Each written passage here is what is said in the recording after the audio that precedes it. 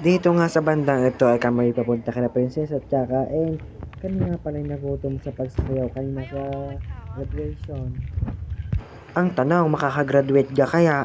Baka pagka isang araw nakapanood lang, okay na, hindi pala nakagraduate. Dito nga pala ay kami bumili na ng Nestle ng dire-diretso na, yelo na lang ang aming bibilhin. Kasi malayo pa ang tindahan, kaya kami mamaya pa makabili. Dito nga pala ay kami nag-usap kung ano pwedeng magawa sa aking pag-edit na are.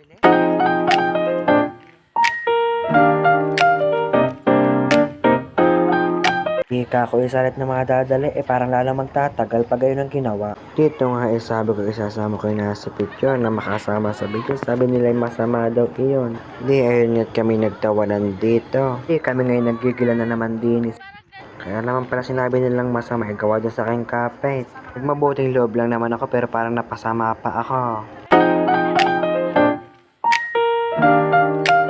Di ayun nga sinayo ko na lang yung picture na wala lang masabing masama. Dito nga sa may-ari ng picture sana huwag kang magalit.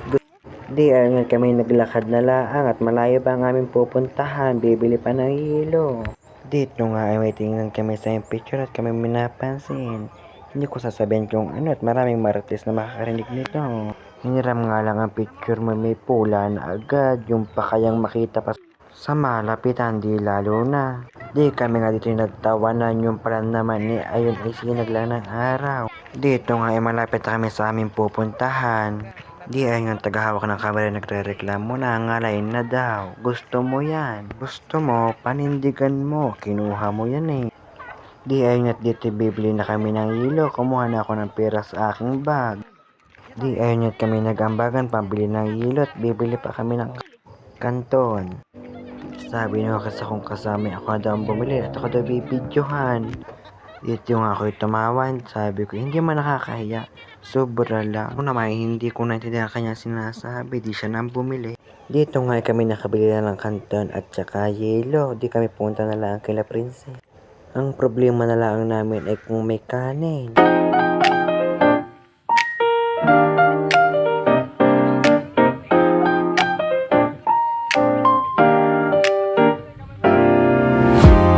Dito nga malapit na kami kila Princess. Di ayun ang sinama ko naman ay may bahay. Baka kami makabarangay, kami trespassing, mahirap yan. Ayun kami papasok na sa halip na dumaan sa isang pinto, doon pa sa likod. Nagpakalayo. Di naman isa ay di mawala sa video. Di kahit sa salamin nagbibideo pa din. Di rin ng isang arit nula ko na lang mabilis. Anong lamig na hilo. Dito nga ako diretso kahit hindi aming bahay. Ako'y pasok ng pasok, nandito pala ang ina ng may bahay. Dito nga ako'y nakubada ng aking uniform at may banas. Kasi ako'y naman hindi sanay mag-uniform, ngayon laang. Ari namang isang ari ay nag-ayos din. May pag-ikot pang nalalama. Di ay yung may-ari ng bahay, Aring isang ari ay hindi ko alam kung nagkinaw at tinalupa na ang yelo. Sabi ko nga ako'y videohan at ako'y magbubuhat ng tubig nang masabi masipag kahit hindi naman. Parang lahat naman gayon pag may camera lang magaling, pag nasa harap maniwala rin. Joke lang. Di ayun na nga ako'y nagsali na lang ng tubig sa pitsil at dito titimplahin ang Nestea. Ari namang isang ari gusto ring sumama sa video. Dito nga ay parapan pang magtalop ng yelo. Kung inumpog sa pader ay di kay basag, di wala nang talupin. Di ayun na nga tatanggal ng plastic sa yelo.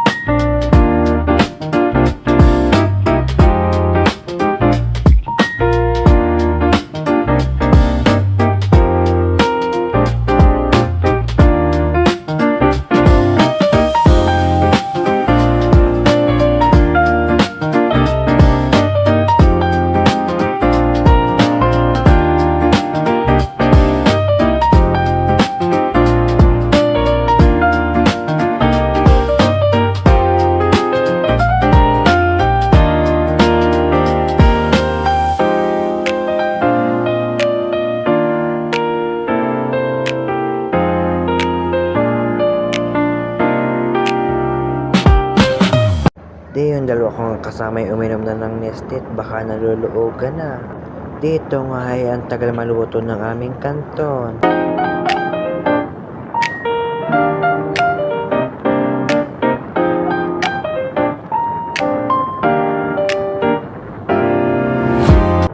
Dito ay ako ay may sinasabi. Sasabihin ko sana sa kanyang ina nagpapasalamat kami at maraming pagka. Dito nga sa bandang ito'y kami nagsisisihan at kami marami na naubos na pagkain din tulad na lang ng kuntsinta. Buti na lahat hindi nagagalit ng ina ni Princess.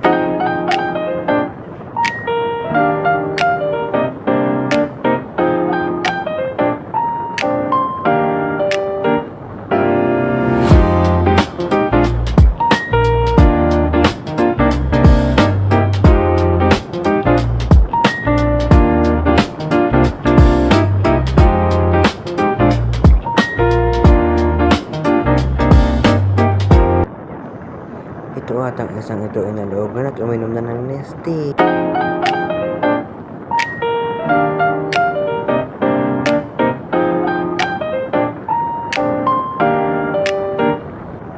Dito nga kasama ko binuksan ng isang pansit canton. Di nakita ko ang binubuksan isang pansit canton kaya binuksan ko na din yung isa. Yung pinakita ko ang tamang pagbubukas sabi niya alam niya na daw yun. Hindi niya lang daw ginawa kasi mas madali yun. Mas gusto niya ang nahihirapan. Tapos sinanong niya pa kung paano daw makukuha yung seasoning. Sabi ko naman igayon. Kaya ito hugutin with feelings. Di ay naman kami niluto ng kanton. Ari namang isang area hinarap sa kanya. Sabi na may maganda naman daw sa video. Di ay naman nakahinalo-halo na yung kanton. Baka daw mahilaw. Dito nga ayos na yung paglalagyan. May nakalagay na rin seasoning. Dito nga ay hinalo-halo pa rin yung kanton. Sabi daw baka daw mahilaw. Dito nga ay sabi ko ayos na to. Kaya pinahinaan ko ng gasol. Baka lalong malabog.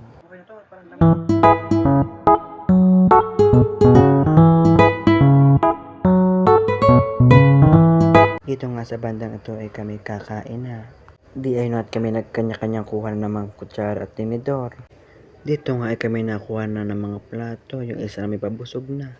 Parang bago kami makarating iubos na. Di ay niya sa amin tatlo siya pa rin ang unang kumuha. Panoodin niyo kung anong mga nangyari sa pagkain namin.